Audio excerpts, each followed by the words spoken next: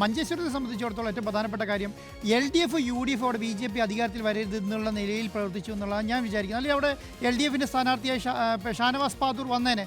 ഷാനവാസ് പാദൂർ വന്നിരുന്നെങ്കിൽ അവിടെ കെ സുരേന്ദ്രന് ജയിക്കാനുള്ള എല്ലാ സാധ്യതകളും ഉണ്ടായിരുന്നു. പക്ഷേ എങ്കിൽ കൂടെ വലിയ രീതിയിൽ ഈ കെ സുരേന്ദ്രന് ജയിച്ച് കയറാൻ കഴിയുമെന്നാണ് അദ്ദേഹം വിശ്വസിക്കുന്നത്.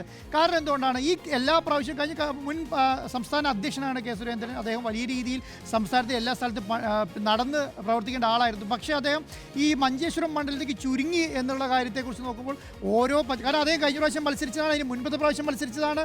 അദ്ദേഹത്തെ അവിടുത്തെ എല്ലാ കാര്യങ്ങളും നല്ല രീതിയിൽ ധാരണയുണ്ട്.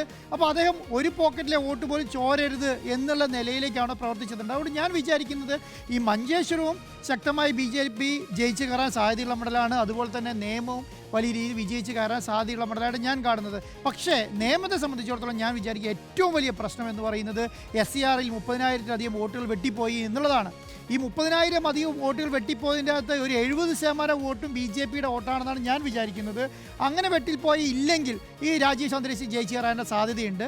അതുപോലെ തന്നെയാണ് നിങ്ങൾ പറഞ്ഞതുപോലെ ഈ നമ്മുടെ കാട്ടാക്കടയും അതുപോലെ തന്നെ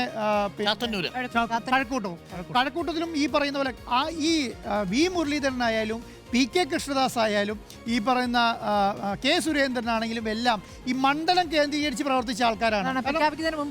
പ്രഖ്യാപിക്കും മുമ്പ് തന്നെ മണ്ഡലം കേന്ദ്രീകരിച്ച് പ്രവർത്തിച്ചാണ്. അതുപോലെ വി മുരളീധരനും അതുപോലെ PK കൃഷ്ണദാസ് മണ്ഡലത്തിൽ തന്നെയായിരുന്നു കഴിഞ്ഞ 5 വർഷം എന്ന് പറയുന്നത്. അപ്പോൾ എല്ലാ കേന്ദ്ര പദ്ധതികളും അതായത് ചെയ്യാൻ കഴിയുന്ന കാര്യങ്ങൾ മുഴുവൻ ചെയ്തിട്ടുണ്ട്. അപ്പോൾ അതിനെ നമ്മൾ അണ്ടർ എസ്റ്റിമേറ്റ് ചെയ്യേണ്ട.